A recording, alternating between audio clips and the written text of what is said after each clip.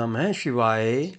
शिव पुराण श्री रुद्र संहिता तृतीय खंड 31वां अध्याय सप्तऋषियों का आगमन और हिमालय को समझाना। ब्रह्मा जी बोले, ब्राह्मण के रूप में पधारे स्वयं भगवान शिव की बातों का देवी मैना पर बहुत प्रभाव पड़ा और वे बहुत दुखी हो गई। वे अपने पति हिमालय से कहने लगी कि इस ब्राह्मण ने शिवजी की निंदा की है। उसे सुनकर मेरा मन बहुत खिन्न हो गया है। जब भगवान शिव का रूप और शील सभी कुत्सित है तथा सभी उनके विषय में बुरा ही सोचते हैं और उन्हें मेरी पुत्री के सर्वथा अयोग्य मानते हैं, तो मैं अपनी प्रिय पुत्री का हाथ कदापि उनके हाथ में नहीं दूंगी।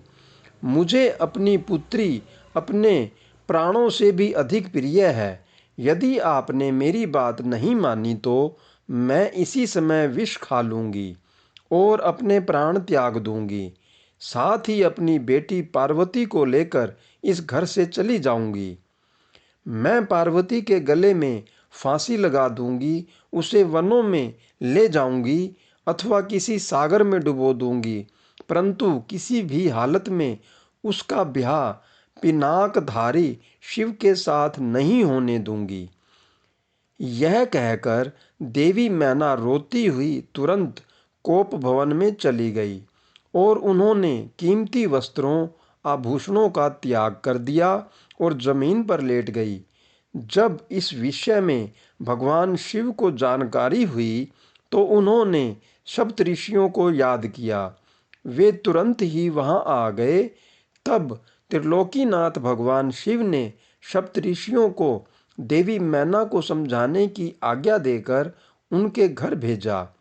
त्रिलोकीनाथ भगवान शिव का आदेश मिलने पर सप्तऋषि उन्हें श्रद्धापूर्वक प्रणाम करके आकाश मार्ग से पर्वतों के राजा हिमालय के राज्य की ओर चल दिए। सप्तऋषि जब हिमालय के नगर के निकट पहुंचे तो वहां का ऐश्वर्य देखकर उसकी प्रशंसा करने लगे। वे सातों ऋषि आकाश में सूर्य के समान चमकते हुए जान पड़ते थे। उन्हें आकाश मार्ग से आता देखकर हिमालय को बहुत आश्चर्य हुआ। शैलराज सोचने लगे कि इन तेजस्वी सप्तऋषियों के आगमन से आज मेरा संपूर्ण राज्य धन्य हो गया। तभी सूर्य तुल्य तपस्वी सप्तऋषि आकाश से उतरकर पृथ्वी पर खड़े हो गए। गिरिराज हिमालय ने दोनों हाथ जोड़कर और अपना मस्तक झुकाकर आदरपूर्वक उन्हें प्रणाम किया और उनका पूजन तथा स्तुति की। तत्पश्चात गिरिराज हिमालय ने कहा कि आज मेरा घर आपके चरणों की रज पाकर पवित्र हो गया है। मेरा जीवन आपके दर्शनों से धन्य हो गया है। फिर आदरपूर्वक हिमालय ने सप्तऋषियों को आसनों पर बैठाया। हिमालय बोले, आज मेरा जीवन सफल हो गया है। आज मेरा सम्मान इस संसार में बहुत बढ़ गया है। जिस प्रकार अनेक तीर्थों के दर्शनों को पुण्य कमाने का स्रोत माना जाता है, उसी प्रकार आज मैं भी पवित्र तीर्थों के समान वंदनीय हो गया हूँ। हे ऋषिगणों, आप साक्षात भगवान विष्णु के समान हैं। आपने हम दिनों के घरों की शोभा बढ़ा दी है। आज मैं स्वयं को संसार का सबसे महत्वपूर्ण व्यक्ति मान रहा हूँ। यद्यपि मैं एक तुच्छ अदना सा मनुष्य हूँ, फिर भी मेरे योग्य कोई सेवा हो तो मुझे अवश्य बताएं। आपका कार्य करके मुझे हार्दिक प्रसन्नता होगी। सप्तऋषि कहने लगे, हे शैलराज, भगवान शिव इस संपूर्ण जगत के पिता हैं। वे निर्गुण और निराकार हैं। वे सर्वज्ञ हैं। वे ही परम ब्रह्म परमात्मा हैं और वे ही सर्वेश्वर हैं। वे ही इस जगत का आदि और अंत हैं। आप भली भांति त्रिलोकीनाथ भगवान शिव के विषय में सब कुछ जानते ही हैं। वे भक्त वत्सल हैं और सदा ही अपने भक्तों के अधीन हैं। तुम्हारी परम प्रिय पुत्री देवी पार्वती ने भगवान शिव को अपनी कठोर तपस्या से प्रसन्न करके अपना मनोवांछित वर प्राप्त कर लिया है। उन्होंने प्रभु शिव को पति रूप में पाने का वर प्राप्त किया है। जिस प्रकार भगवान शिव को इस जगत का पिता माना जाता है, उसी प्रकार शिवा जगत माता कही जाती हैं। अतः आप अपनी कन्या पार्वती का विवाह महात्मा शिव शंकर से कर दीजिए। ऐसा करके आपका जन्म सफल हो जाएगा और आप गुरुओं के भी गुरु बन जाएंगे। सप्त ऋषियों के ऐसे वचन सुनकर हिमालय बोले, हे महर्षियों, मेरे अहोभाग्य हैं जो आपने मुझे इस योग्य समझकर मुझसे यह बात कही। सच कहूँ तो मेरी हार्दिक इच्छा भी यही है कि मेरी पुत्री का विवाह भगवान शिव के साथ ही हो। परंतु एक परेशानी यह है कि कुछ दिनों पूर्व एक ब्राह्मण देव हमारे घर पधारे थे। उन्होंने भक्त वत्सल भगवान शिव के विषय में अनेक उल्टी सीधी बातें की। उस वैष्णव ब्राह्मण ने शिवजी की घोर निंदा की, उन्हें अमंगलकारी बताया। ये सब बातें सुनकर मेरी पत्नी देवी मैना की बुद्धि पलट गई है। उनका समस्त ज्ञान भ्रष्ट हो गया है। अब वे अपनी पुत्री पार्वती का विवाह परम योगी रुद्रदेव से कदापि नहीं करना चाहती हैं।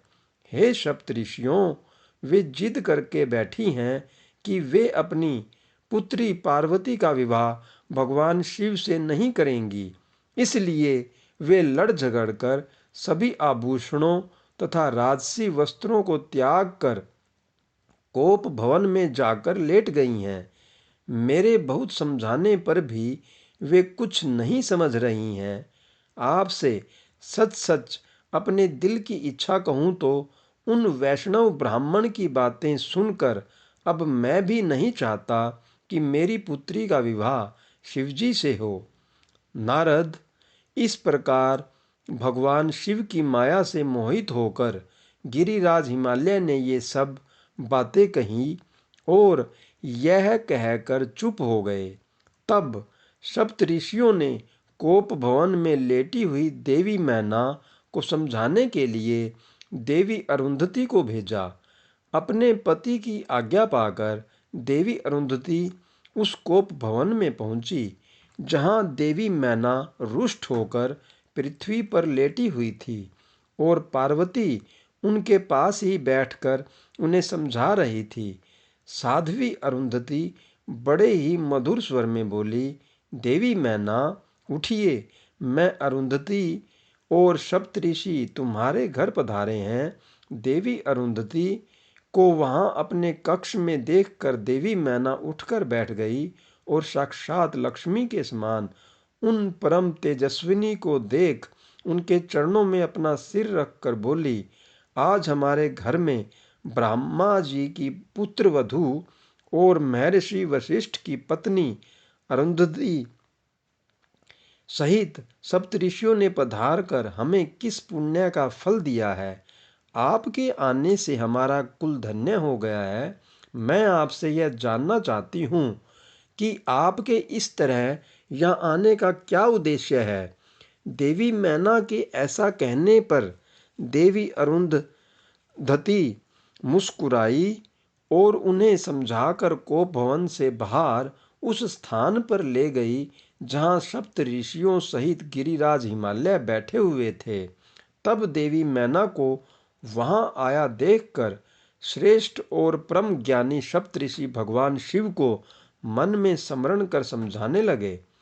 सप्तऋषि बोले, हे शैलराज, तुम अपनी पुत्री पार्वती का विवाह त्रिलोकीनाथ भक्त वत्सल भगवान शिव से कर दो। वे तो सर्वेश्वर हैं। वे कभी भी किसी से याचना नहीं करते।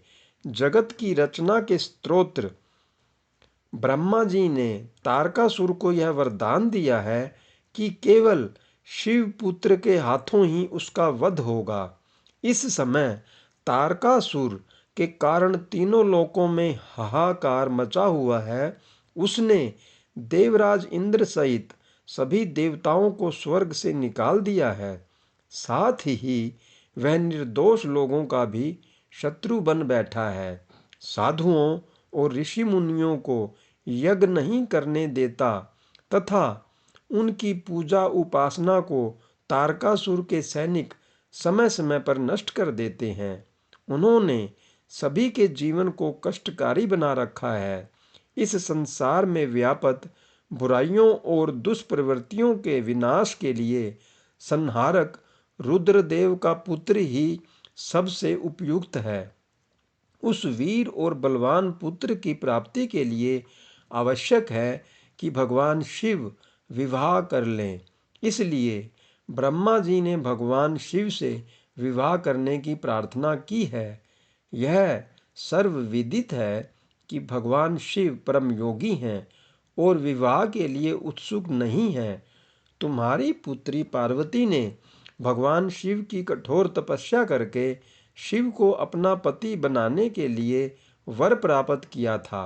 यही कारण है कि महादेव जी देवी पार्वती का पाणी ग्रहण करना चाहते हैं।